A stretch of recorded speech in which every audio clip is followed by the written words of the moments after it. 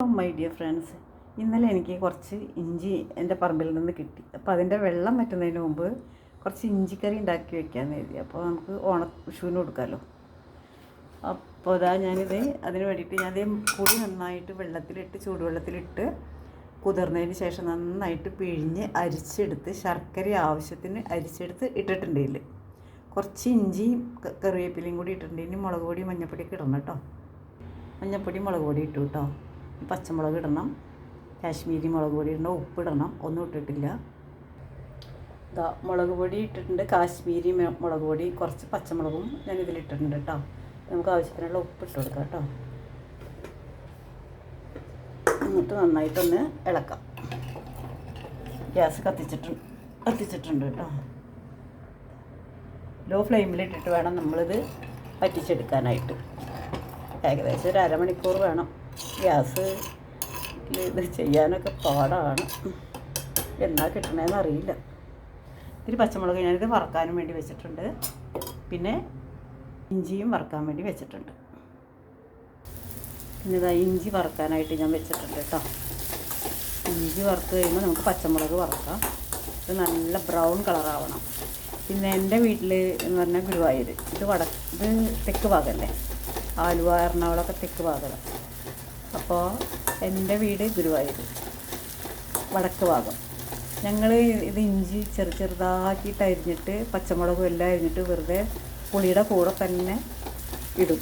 എന്നിട്ട് അങ്ങനെ വേവിച്ച് പറ്റിച്ച്. അതേമാതിരി വിറകടുപ്പാണ് എൻ്റെ വീട്ടിലെ കാര്യം ഞാൻ പറഞ്ഞത് കേട്ടോ, പണ്ടത്തെ കാര്യം. വിറകടുപ്പിൽ ചോറൊക്കെ വെച്ച് കഴിഞ്ഞിട്ട് നല്ല കനലുണ്ടാവും. ചോറ് എന്ന് പറഞ്ഞാൽ ഒരു 8-10 പേരുണ്ടാവും വീട്ടിൽ.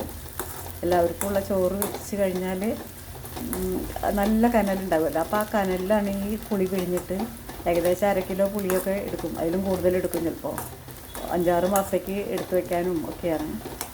അപ്പോൾ അതേമാതിരി അപ്പോൾ ഇഞ്ചി, പച്ചമുളക്, കറിവേപ്പില എല്ലാം അങ്ങനെ തന്നെ ഇടും. വറക്കണ പരിപാടിയേ ഇല്ല. ഞാനിവിടെ വന്നിട്ടാണ് ഈ വറക്കണ പരിപാടി കണ്ടത് കേട്ടോ. അപ്പോൾ എനിക്ക് ഇതും ഇഷ്ടമാണ്, അതും ഇഷ്ടമാണ്. അത് വേറെ ടേസ്റ്റാണ്, ഇത് വേറെ ടേസ്റ്റാണ്.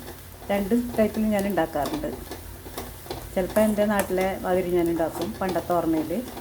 ചിലപ്പോൾ ഇവിടുത്തെ മാതിരി ഉണ്ടാവും. ഇതിപ്പോൾ ഇവിടുത്തെ മാതിരിയാണ് ഉണ്ടാക്കുന്നത് കേട്ടോ. എന്നാലും ഞാൻ ഇത്തിരി കുറച്ച് ഇഞ്ചിയും പച്ചമുളകൊക്കെ വെറുതെ ഇട്ടിട്ടുണ്ട്. ഇതിൽ കൽച്ചട്ടിയിൽ ഞാൻ ഇട്ടിട്ടുണ്ട്. അതെ, ഇഞ്ചിയും പച്ചമുളകൊക്കെ ഇട്ടിട്ടുണ്ട്. ഇതിൽ തിള വരുന്നേ ഉള്ളൂ കേട്ടോ. തിളച്ച് കുറുകി വരണം. എൻ്റെ ഗ്യാസ് തീരുമെന്ന് എനിക്ക് പേടി. ഇനി ഞാനിതിൽ കടുക് വറുക്കുകയാണ് കേട്ടോ. കടുക് വറുത്തിട്ട് നമ്മൾ ഈ പച്ചമുളക് അതിലേക്ക് ഇട്ട് കൊടുക്കുകയാണ്. കടുക് പൊട്ടിക്കഴിയട്ടെ.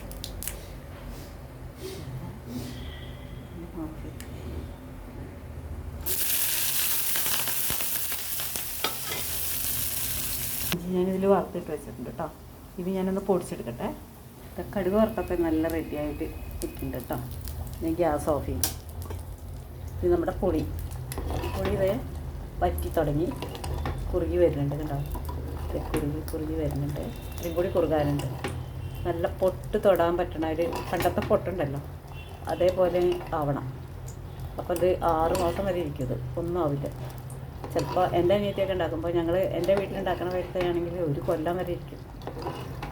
അത് ഇത്രയും നല്ല ഉണ്ടാക്കണം കേട്ടോ. ഒരുപാടുണ്ടാക്കും. ഇതിപ്പോൾ അത് ഞാൻ പൊടിച്ച് വെച്ചിട്ടുണ്ട്. ഇതിലേക്ക് ഇട്ട് കൊടുക്കാം.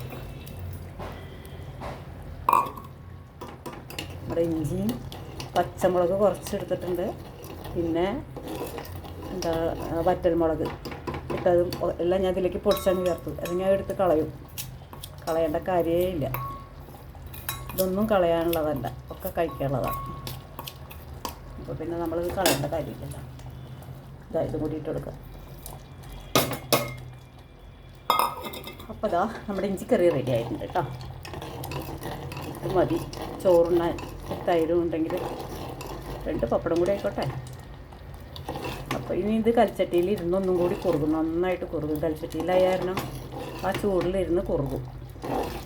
നമുക്ക് ഇത് അതിലേക്ക് ഒഴിച്ചു കൊടുക്കാം. അപ്പോൾ നമ്മുടെ ലാസ്റ്റ് പരിപാടി കേട്ടോ അത്. അപ്പം പരിപാടി കഴിഞ്ഞു കേട്ടോ.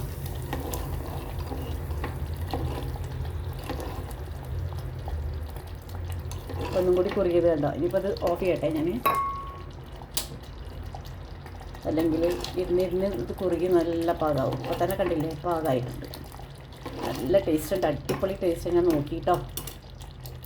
ശർക്കര പിന്നെയും ഇട്ടു ഞാൻ. എനിക്ക് നല്ല മധുരം വേണം പുളിയിഞ്ചിക്ക്, അപ്പോഴാണ് നല്ല അതിൻ്റെ ഒരു ടേസ്റ്റ്.